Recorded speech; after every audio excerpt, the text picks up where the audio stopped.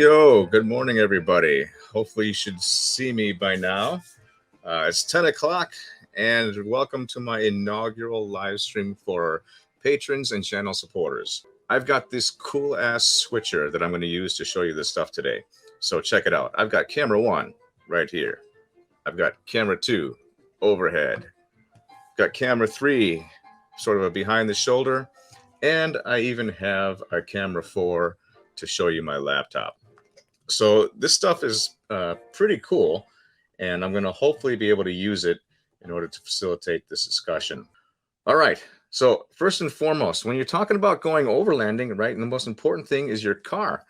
And if that thing doesn't work out well, especially when you're talking about an old-ass rig like mine or my buddy here, Material Distractions, and even some of you others in here have some older cars. I have a 2006 Lexus GX470 as my new toy. I'm less worried about my 2019 Crosstrek because, that thing's just a little bulldog. But whatever you're riding, make sure that you're checking out the quality of your car. And so before we get into any gear, right, let's talk about initial maintenance. What I do before every trip is I start going through this mental checklist, and I need to actually get this out on paper, of things that I need to check out, and starting with the fluids. So regardless of the age of the car or what kind of car, oil, coolant, brake fluids, power steering, transmission, gearbox, windshield wiper fluid, that's a big one. I failed to check my windshield wiper fluid like I should. And I don't know about you, but every time I go out, whether you're on the blacktop driving to your destination and you got to worry about road crud hitting your windshield, or especially on the trails when you're eating someone's dust, you can burn through windshield washer fluid really quick. So first on my list of things to pack, if you're not at least topping it off before you go, is windshield washer fluid. Odd one, I know, but you'd be surprised. If you run out of that and you're on the trail, that sucks. Now you're basically just wiping dust and looking through this really opaque thing. Yeah, bugs too, right? It's just terrible. So that one is not something I had originally thought of making sure to include, but now it's part of my everyday packing in the car. It's not only in there on trips, but I keep an extra gallon of it just in case. So another thing that I like to make sure I encourage everyone to bring, and it is a bit of a no-brainer, is of course some kind of jack. And I'm not talking the jack that came with the car. Chances are that's going to be insufficient. Not only does it have a small footprint, and if you go to jack it up, you're likely to dig it down into some dirt and mud and never get any lift out of the vehicle. You need something that's actually capable of lifting your vehicle high. Now, for me, that's a high lift jack. I even brought this with my Crosstrek in the past with a means to hook it up to something on the chassis or the tire. With the GX, it's a lot easier. My cousin did a fantastic job helping me fab these rock sliders, so I can lift it up by that. I can lift it up by the rear bumper. I can lift it up by the front bumper. So test this out before you leave.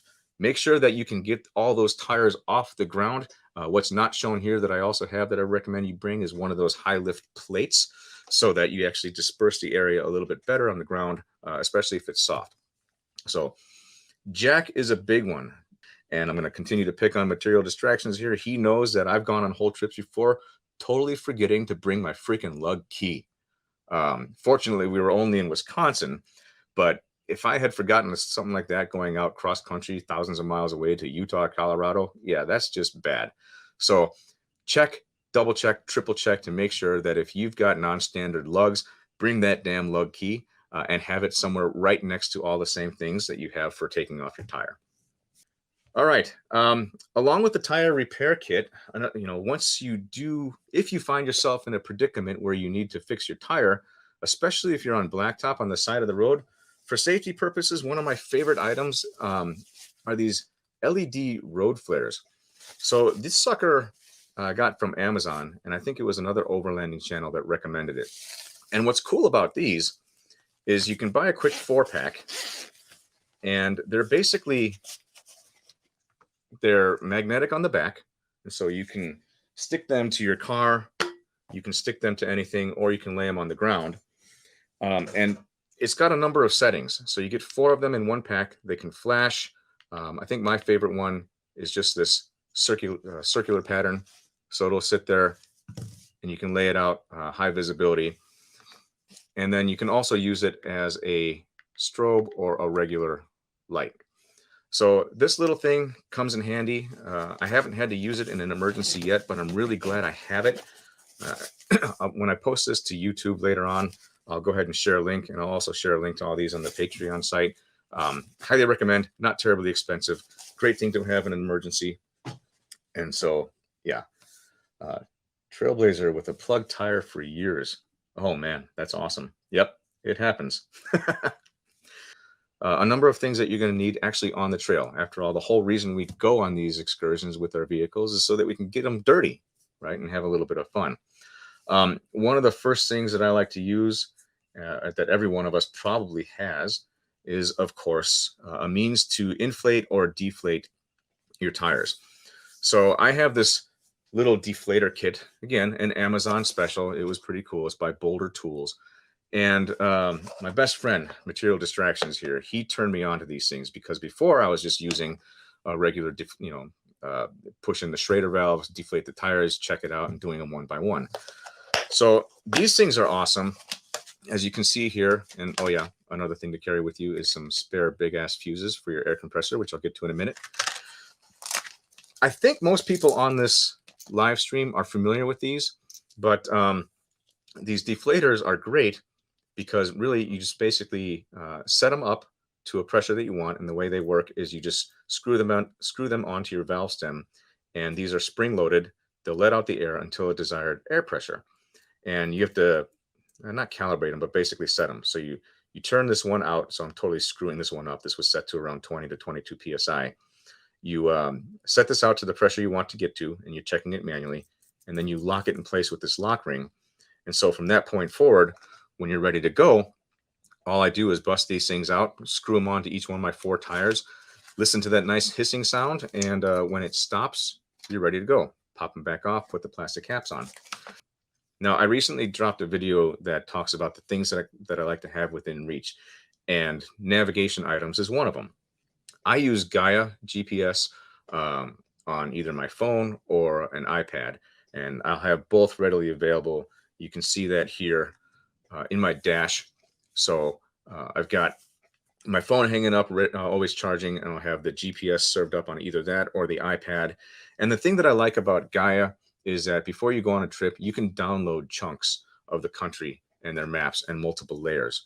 So I will go through, in this last trip I went through on Utah, grab all the areas around Moab along the 70 and the southern part of the border by Arizona that I was even thinking of going to, downloading that to the local device, and then you can be completely devoid of a cellular service.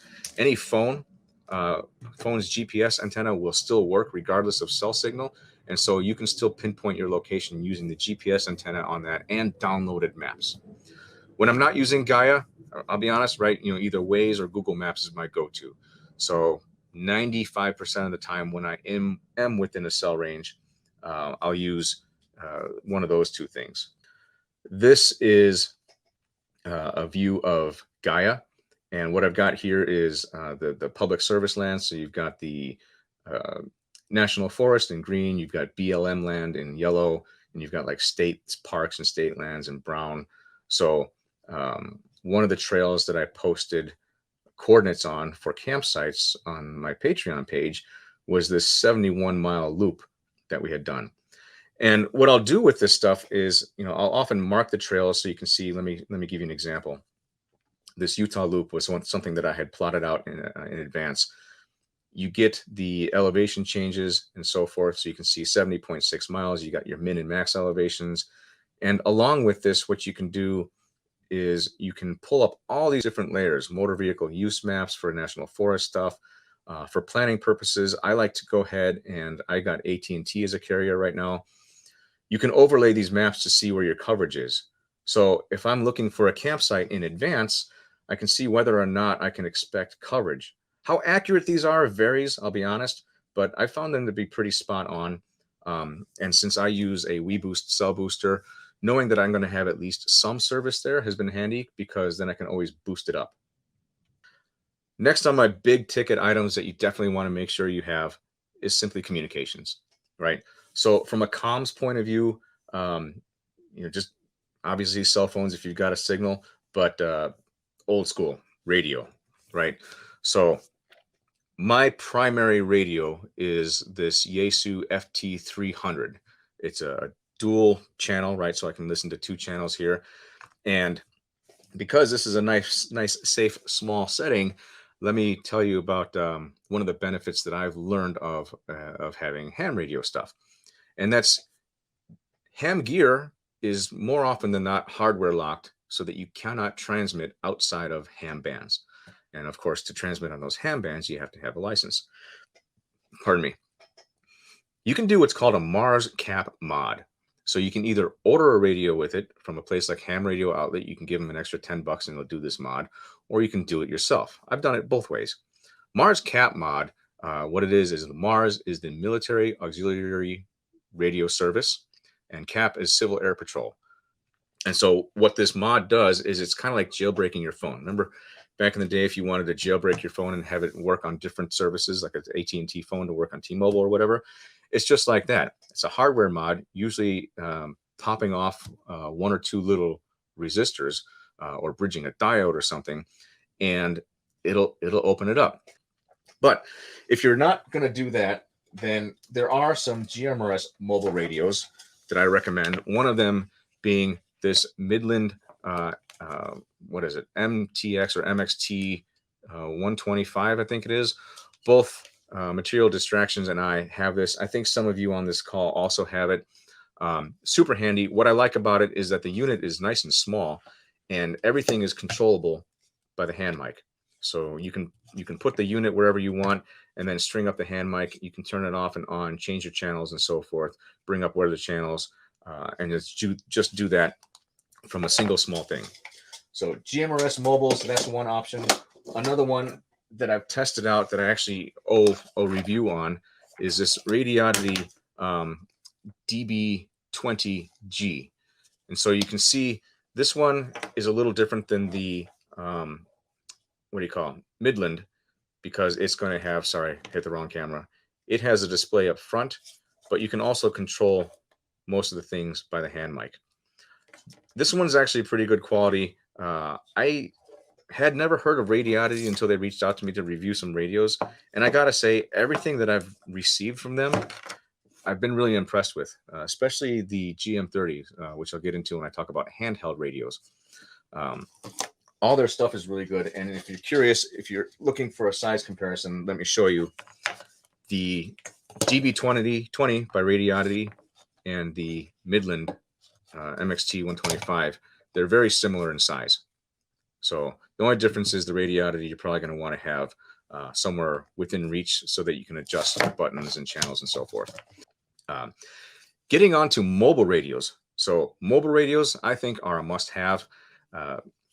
I'm sorry, not mobile radios, handheld radios. So mobile radios are a must-have, but handhelds are a must-have complement to those for a variety of reasons, right? One, they're just more portable. You can pop them off, clip them to your pack, go for a hike, still have comms.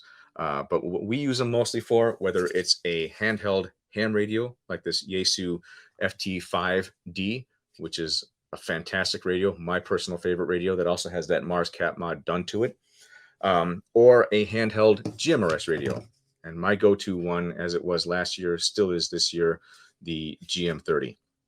So these things are, of course, really handy. What I use them mostly for is talking to my friends on the trails on the mobile unit. And then the moment we need to get out, spot one another or whatnot, then you can just literally grab this bad boy, jump out of the car. You're on the same frequencies as your mobile units, and you can just continue talking.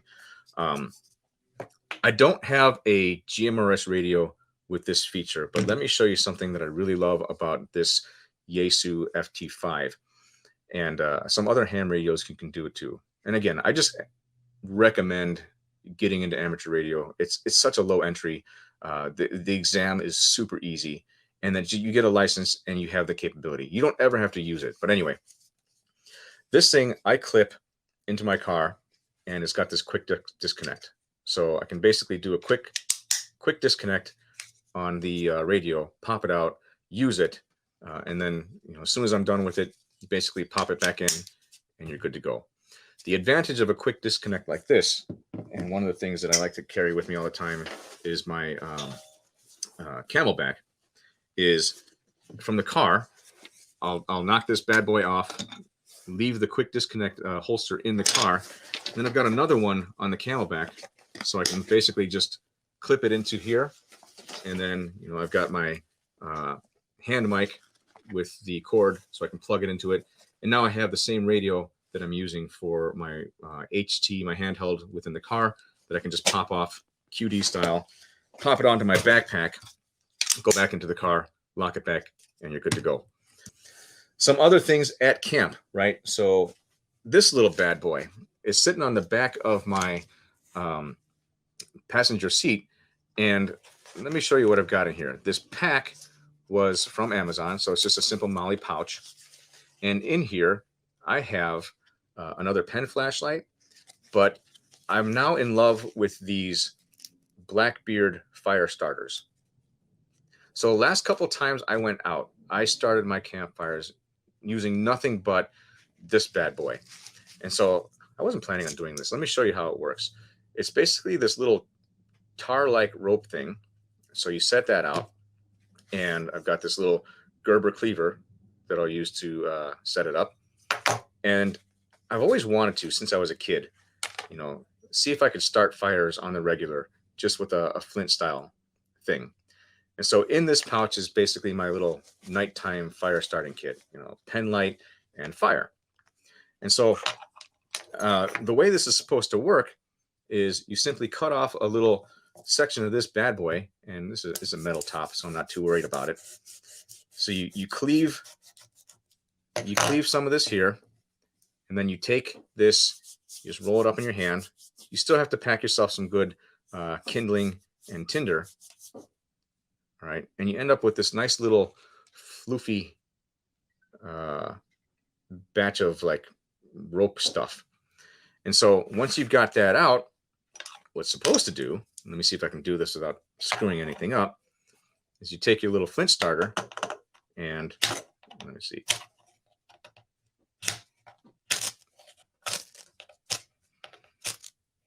I promise you I was able to do this before with simple. There we go. All right. So a couple of tries and you got your fire. And yeah, so that little sucker will burn for a while. It's waterproof. It works in the rain. You can actually set that like on a leaf and it'll continue to go. I didn't really think that through. I should have had something to put this out with. Let's just do some better. There we go. All right. So you can see there's still a fair amount left on that. And so that is a cool kit. If you have kids, yeah, I'm not going to set the shop on fire. So I know a couple of you on here have kids. If they like fire like I did when I was a kid, or if you like fire too, then this silly little set is actually pretty damn cool. So again, I had just put it up like this. You got your Blackbeard fire starting things. They'll last you for quite a while. And then a little cleaver to set in the side. And it's a nice little compact kit that I keep on my back seat. And again, all the campfires I started for the last couple of times I was out was with this thing, and I'm just a dork. I thought it was fun instead of having to use lighter fluid matches and all that other stuff. So what else I got here? Last thing I recommend here when you're driving along, and yeah, I haven't set my shop on fire. Most of y'all I know from social media. So I know you're no stranger to wanting to take good pictures and photos of your car. So aside from bringing your camera of choice, one thing I like to have with me is some kind of quick deployable camera for capturing some good trail shots. And use this with my cousin out in Utah. Instead of having to pull out like a DSLR or my phone, which you know is sometimes hard to take hard to keep steady. This thing is a DJI Osmo 2, for example. My wife got it for me for Christmas once. And one of the things that's great about something like this is it's a gimbal. So you can quickly pop it out, you can fire it up, and you can record very smooth footage of some of those cool rock crawls, mud baths, trail runs, or whatever. Point is, having some kind of quick and easy to deploy camera at your fingertips. So this sits next to my armrest in the car, pretty much any trip, is in my opinion a must-have. Yeah, All right, I do. So I will probably be posting this live stream on my YouTube channel, but not before I share with you all these links, because I'm an Amazon freaking addict, and that's where I got a lot of this stuff. So